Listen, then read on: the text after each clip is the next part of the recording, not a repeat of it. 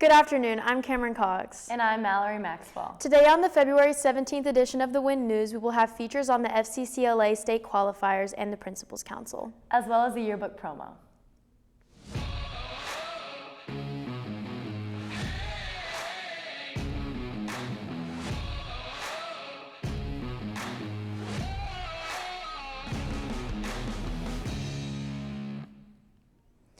Next Thursday, a Career and Technical Education and Fine Arts Fair will be taking place at 7 p.m. in the foyer.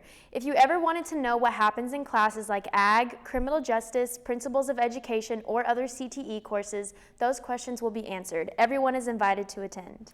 For cheer tryouts, please remember to sign up with Mrs. Mayo for your group chant and practice times. All paperwork needs to be turned in ASAP. One of our FCCLA teams has qualified to compete at state next week. Here's Chris Santana with more information. What do y'all do during competitions? During our average competition, we first break down into our individual categories, and so that'll be consumerism, personal finance, health and safety, environment, and technology. And after around 15 minutes in answering those questions, we'll go into the large group where we all get to work together and answer those questions. During competitions, we go over our individual categories. Mine is personally health and safety, and we all make sure to encourage each other and check up on each other and answer our questions. How do you guys prepare for competitions? Preparation typically consists of gathering in Miss Odom's classroom and studying the individual categories that each individual specializes in. We prepare by going over many resources and study sheets that Ms. Odom has provided us, as well as taking practice quizzes. What are y'all most excited for? I'm most excited for Austin. It's going to be an amazing experience. It's a beautiful place. Maybe run into Joe Rogan. Who knows? Winning. I am most excited for our trip to Austin. It is a very fun place, and I can't wait to see how the competition goes down. The sponsor of the club, Miss Odom, went into detail about Monday's schedule.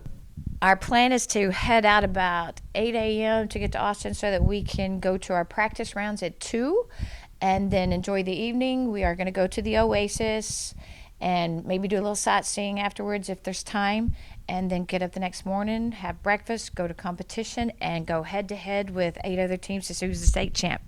Good luck to the competing team. Now back to the studio.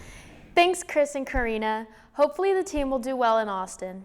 UIL academic competitors attended the Holiday Invitational Meet last Saturday. Teams placed first in computer science, first in journalism, second in current events, and second in number sense. Cadence Huffman placed first in editorials and headlines, second in informative speaking, and third in copy editing. Brooke Rice placed first in features, second in headlines, and fifth in editorials. Braden Hulse placed first in computer science. Sarah Kyle placed second in poetry, fourth in news, and fourth in features. Praise Pierce placed second in ready writing and fourth in computer applications. Robert Sawyers placed second in computer science. Cameron Cox placed second in prose. Azair Sayedli placed third in current events and sixth in persuasive speaking. Lauren Connor placed fourth in editorial writing. Emily Shepard placed fifth in poetry and sixth in informative speaking. And Hunter Sims placed fifth in computer applications.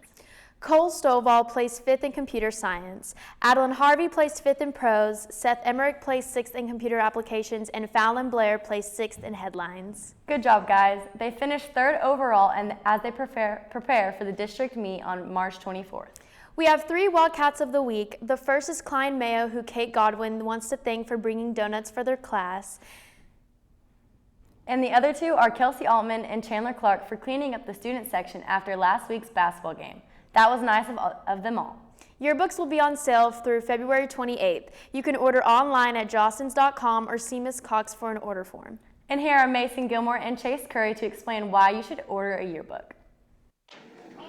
Oh, look, Mom, it's the new yearbook. Can I get it, please? No, you've got one for the last 4 years. You don't need another one.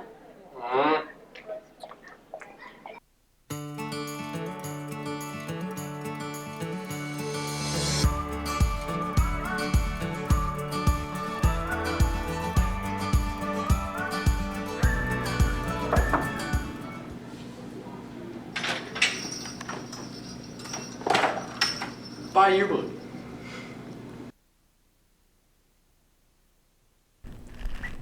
I need to be sure to order my senior yearbook. Yes, I don't want to miss out on this book. And now to Chase Curry with current events. Thanks, guys.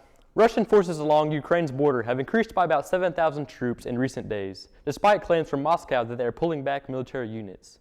New estimates indicate that Russia has more than 150,000 troops surrounding Ukraine. In other news, the U.S. government plans to make high-quality masks available for kids. The move appears to be an extension of the Biden administration's ongoing effort to distribute 400 million free N95 masks from the Strategic National Stockpile for the public to access at pharmacies and community health centers nationwide. At least 94 people have died in the Brazilian mountainside city of Petrópolis after heavy rains triggered landslides that washed out streets, swept away cars, and buried homes, said officials yesterday. That's all for current events, and now back to the anchors. Thanks, Chase.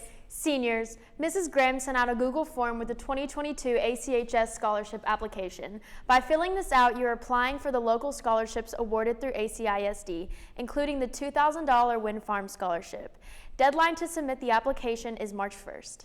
Mrs. Graham has also sent out other scholarship information. You should be checking your email regularly for more opportunities to earn money for college. Principals Council is a group that meets on campus, but students may not or know why or how the group was chosen. Here are Sarah Kyle and Kate Fletcher with those answers. Okay, so Principals Council is a collection of leaders across the school. If you are a leader in one of our extracurriculars or one of our student clubs, then that's really what gets you a seat on the Principals Council. I represent Student Council, and I think I was chosen because I'm the secretary and I'm good with communicating with other people. I represent UIL Academics because I won state in UIL news writing. So the purpose of Principals Council is twofold. First of all, it is to help students have a collective voice in what's going on in the day-to-day operations of the school.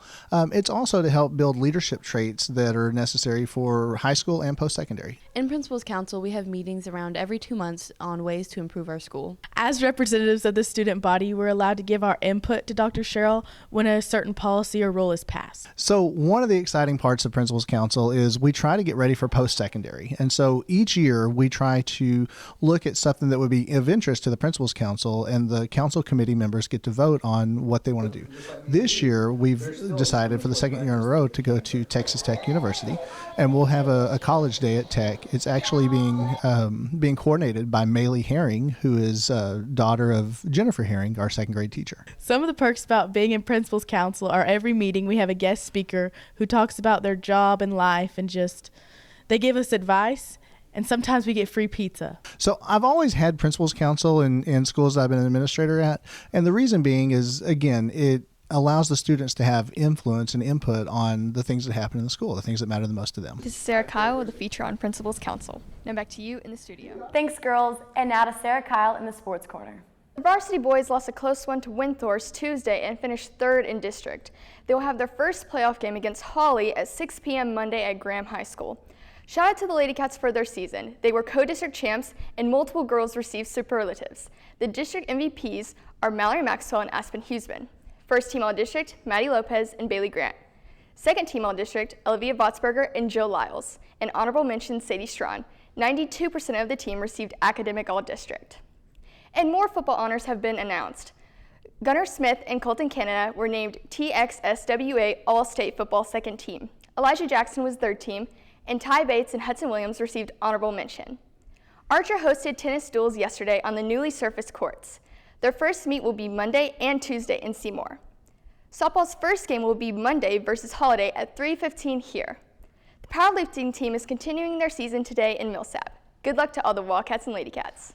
Thanks, Sarah. That's it for this edition of the Wind News. Stay warm, Archer City.